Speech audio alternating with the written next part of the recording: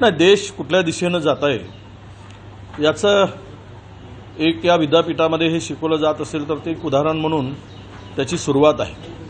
मुळात भाजपची विचारधारा ही जातीयता, धर्मांधता आणि द्वेष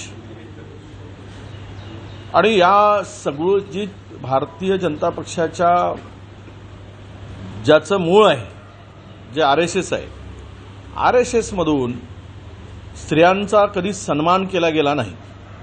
स्त्रियाचा मान सन्मान किंवा स्त्रिया शिकूच नये अशा प्रकारची भूमिका अनेक पुस्तकातून मांडली गेली। ती मग गोळवलकर गुरुजींच्या पुस्तकात असेल किंवा त्यांच्या सगळ्या लिटरेचरमध्ये असेल। मुळात विषय असा येतो की भाजपाचा इतिहास सांगण्यासारखा आहे काय? कुठला इतिहास आहे? ना धड स्वातंत्र्याच्या हाताला मुंग्या येत होत्या, गुडघे, कंबर, मान, पाठ खूप दुखत होती। अमृत नोनी ऑर्थो प्लस घेतल्यापासून हाताच्या मुंग्या कमी झाल्या। आरोग्याचा भरोसा अमृत नोनी ऑर्थो प्लस। लढाईचा इतिहास आहे ना स्वातंत्र्यानंतर देश उभारणीचा इतिहास आहे।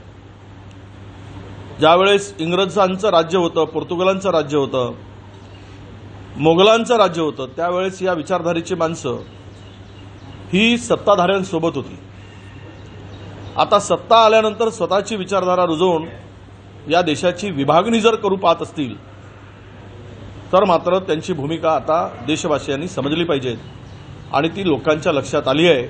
म्हणूनच ही निवडणूक 2024ची भारतीय जनता पक्षाच्या सरकारची शेवटची निवडणूक असेल। यानंतर जनता त्यांना कुठेही उभं करणार नाही, हा जनतेने निर्धार आता केलेला आहे। शरद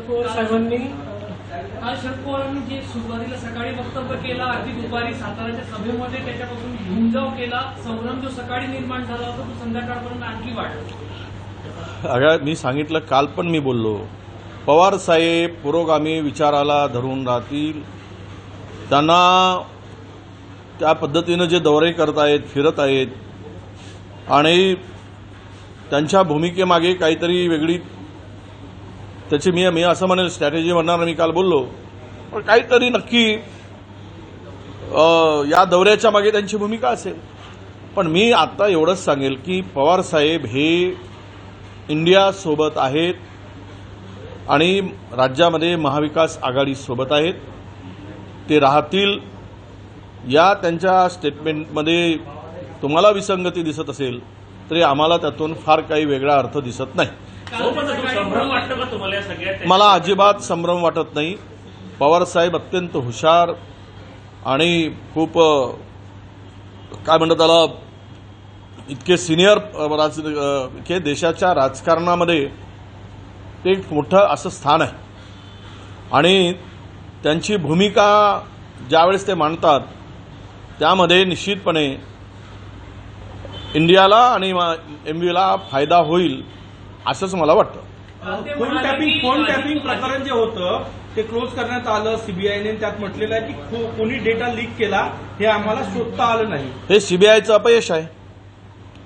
तुम्हाला सीबीआय ही या देशातील सगळ्यात किंवा देशातील जगामध्ये असलेल्या एक सीबीआयचं नाव होतं एकेकाळी, की या संस्थेने जर असं म्हणावं म्हणजेच आरोपींना पाठीशी घालण्याचा हा शुद्ध प्रकार आहे आणि आरोपीला वाचवण्यासाठी, आरोपीला पाठीशी घालण्यासाठी आता सीबीआयवर जनतेचा विश्वास राहिला नाही। जर सीबीआयचं हे स्टेटमेंट आलेलं आहे तर मग आता या देशातील इन्व्हेस्टिगेशन करणारी संस्था ही कुचकामी झाली।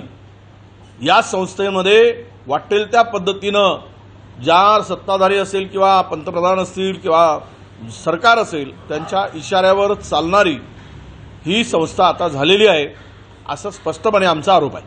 काल शरद पवार हे म्हणाले की पहाटेच्या शपथविधीच्या वेळेला माफी दिली होती, संधी दिली होती, मात्र वारंवार संधी मिळणार नाही। सूचक वक्तव्य आहे तो अजित पवारांसाठी। असं आहे, तुम्ही जरा समजून घेतलं पाहिजे।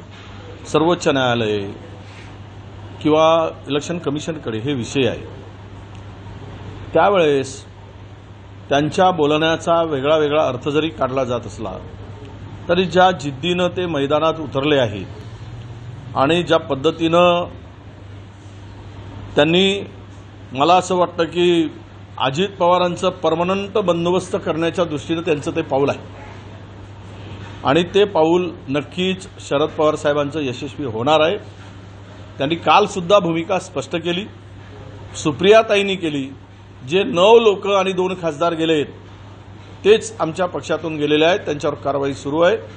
मी काय त्यांच्या पक्षाचा प्रवक्ता नाही, परंतु या 2 खासदार आणि 9 आमदारावर त्यांनी कारवाईची सुरुवात केली आहे आणि पवारसाहेब देशाचे राष्ट्रवादीचे अध्यक्ष आहेत, त्यामुळे त्या अध्यक्षपदावर ते कायम आहेत ही भूमिका त्यांनी स्पष्ट केलेली आहे. अजून अधिक काही त्याबद्दल पुन्हा मांडणं आणि अर्थ काढणं मला वाटतं संयुक्तिक नाही. काल विधानसभा अध्यक्ष असे म्हटले की राष्ट्रवादीत कुठली फूट नाही, 2 गट असल्याचं कुठलंही पत्र नाही. मग आता अध्यक्ष तसे म्हणतात, सर्वोच्च न्यायालयामध्ये याचिका दाखल करून एकीकडे अजितदादा शरद पवार साहेबांना त्या पदाला चॅलेंज करतात, दुसरीकडे नवीन अध्यक्ष नेमला जातो. तर हे सगळ्याचं उत्तर फार काही प्रतीक्षा देशातील महाराष्ट्रातील जनतेला करावी लागणार नाही. त्याचं उत्तर लवकरच लोकांना मिळेल असा आशावाद आपण ठेवूया. उद्धव ठाकरेंनी विदर्भाचा आढावा घेतला, त्यामध्ये जे नागपूरची जागा आहे ती त्या जागेसाठी काँग्रेसने मदत करावी अशी साथ घातलेली आहे. नाही, आता असं आहे की कुठे कोण लढणार हे मी ठरवणार नाही आहे. त्यामुळं वरिष्ठ पातळीवर जी काही चर्चा होईल, हायकमांड जे आहे आमचे खरगे साहेब आहेत, राहुल गांधीजी आहेत, ही सगळी मंडळी तिथे बसून शीट वाटपाचा फॉर्म्युला जो काही ठरेल, कुठली जागा, आज त्यावर मी चर्चा करणार नाही आणि मी त्या भाष्य करणार नाही. पण नागपूरची जागा ही पारंपरिक काँग्रेसची आहे, उद्धव ठाकरे ही जागा मागत असून ही कितपत काँग्रेसला तरी कसली पडणार नाही. मला तरी ते काय म्हणालेत मी ऐकलं नाही आणि रामटेक म्हटले की नागपूर म्हटले की पुन्हा काय म्हटले त्यामध्ये मी असं ऐकलं नाही. पण असं जर काही झालं असेल, चर्चा केली असेल तर तो चर्चेतून मार्ग काढू. प्रधानमंत्री विदेश दौरे से सीधा बंगलोर लैंड किए हैं, उसके बाद उन्होंने एक बड़ा रोड शो किया है, इसरो के वैज्ञानिकों का अभिनंदन भी किया है और जहां पे चंद्रयान लैंड हुआ उसको शिव शक्ति नामकरण उन्होंने किया है.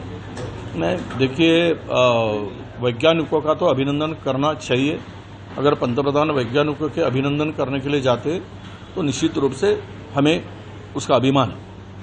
रहा दूसरी बात, रोड शो में अगर वैज्ञानिकों को साथ में लेकर करते तो वैज्ञानिकों का योगदान इस देश में जो चंद्रयान 3 का यशस्वी प्रयोग हुआ, ये इसमें हम देश का मान और शान बढ़ी. इसमें हिस्सा जो लिया है, जो इनका योगदान है, जिसको हम कहेंगे कि जिनका अपार कष्ट है, उनको साथ में लेकर रोड शो होता तो बहुत खुशी की बात होती. और ये रोड शो किस कारण से है, ये देश की जनता निश्चित रूप से इसके बारे में वो सोचेगी और समझेगी. बीजेपी अभी इतिहास पढ़ाने जा रही है क्या? नहीं, बीजेपी का इतिहास पढ़ाने जैसा है क्या? जिसका इतिहास मुगल से लेकर तो अंग्रेज तक सत्ताधारियों के साथ में रहा, जो कभी इनके इतिहास में लिखने जैसा कुछ नहीं है, पढ़ने जैसा कुछ नहीं है तो केवल बर्बादी है तो केवल हिंसा है तो केवल धर्मांधता है तो केवल विभाजन है. और ये जिस दिशा में दुनिया कहाँ जा रही है, हमने चंद्रयान 3 का लॉन्चिंग किया, लैंडिंग हुआ, और हम लोग अगर धर्मकांड में ही विश्वास रखकर आगे बढ़े तो ये देश की प्रगति नहीं, ये देश की अधोगति होगी, इस देश की बर्बादी होगी. और रहा सवाल जिनका इतिहास तोड़ने का है, तो वो लोग दूसरों को जोड़ने का काम कभी नहीं करेंगे. तो इसके लिए अब ये मैं समझता हूँ कि अगर ये इतिहास पढ़ाने की बात होगी तो ये मोदी सरकार का ये आखिरी सरकार होगी, ये आखिरी दौर चल रहा है, तो ना इतिहास रहेगा ना सरकार रहेगी. शरद पवार ने कहा हमने यूटर्न लिया है, कहा है कि सेकंड चांस नहीं दिया जा सकता अजित पवार को. अब इतना स्पष्ट रूप से कहने के बाद भी आप उसमें फिर कहते हैं कि उनका शरद पवार साहब को बाहर निकालने का, पार्टी के अध्यक्ष को चैलेंज करने का काम अजित पवार ने किया है. इसके पहले का भी उदाहरण उन्होंने दिया है. तो जो आज उनके स्टेटमेंट के बारे में जल्दबाजी में कुछ निष्कर्ष तक पहुंचना मुझे लगता है उचित नहीं है. पवार साहब पूरी की पूरी भूमिका स्पष्ट रूप से ये है, वो हमारे साथ है, इंडिया के साथ है, आघाड़ी के साथ है.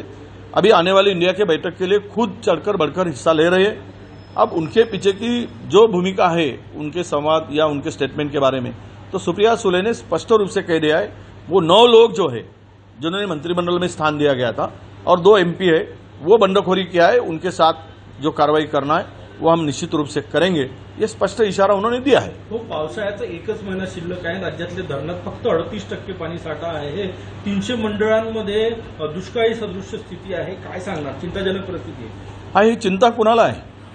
कुठल्या सत्ताधाऱ्यांना आहे?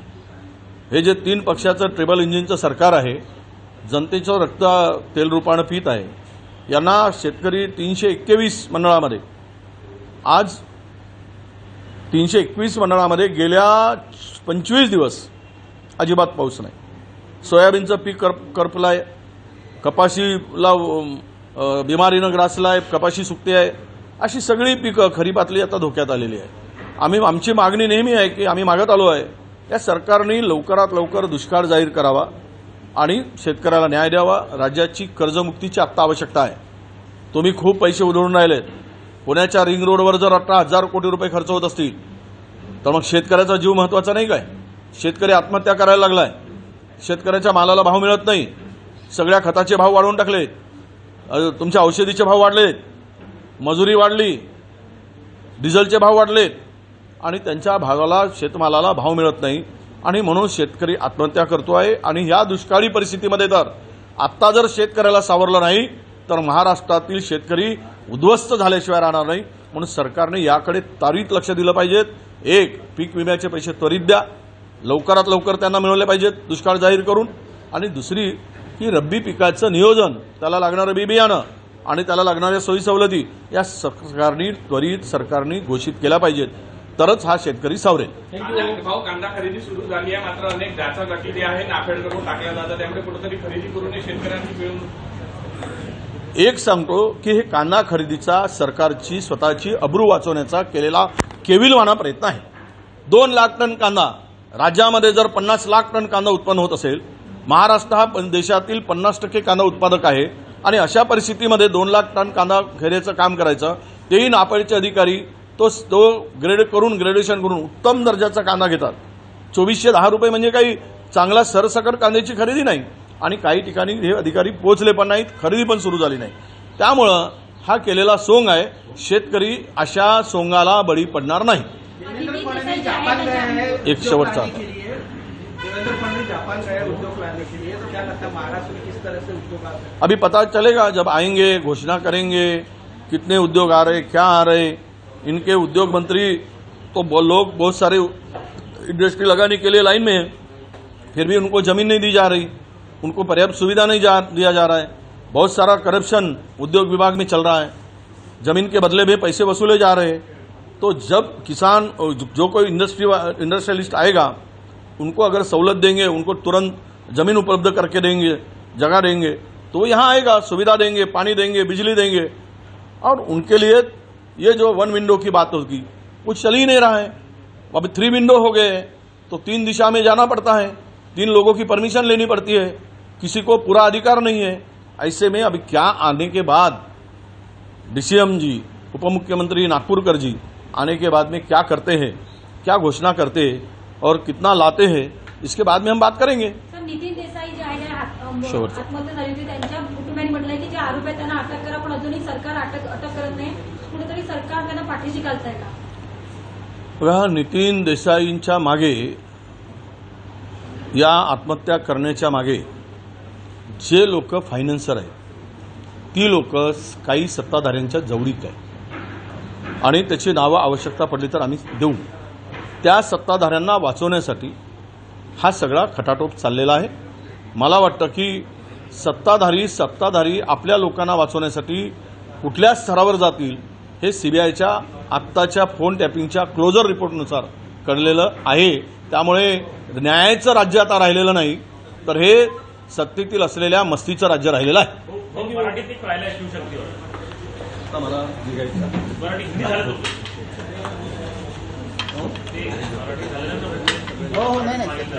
मराठी फक्त शिवशक्तीवर पंतप्रधान इस्रोमध्ये गेले होते, त्यांनी त्या ठिकाणाला शिवशक्तीचं नाव दिलं, तर ऑफिसने मराठीत तुमचं मागितलं, हिंदीत झालं ते। म्हणजे मला वेळ मला पुढचा 9 वाजले चंद्रयान ज्या ठिकाणी लँड झालं त्याला शिवशक्ती नाव देणार असं पंतप्रधान म्हणाले आणि रोड शो देखील केलं. नाही, आनंद आहे. शिवशक्ती नाव द्या, नावं देण्यात तर ही भाजपचं सरकार आणि पंतप्रधान पटाईत आहेत.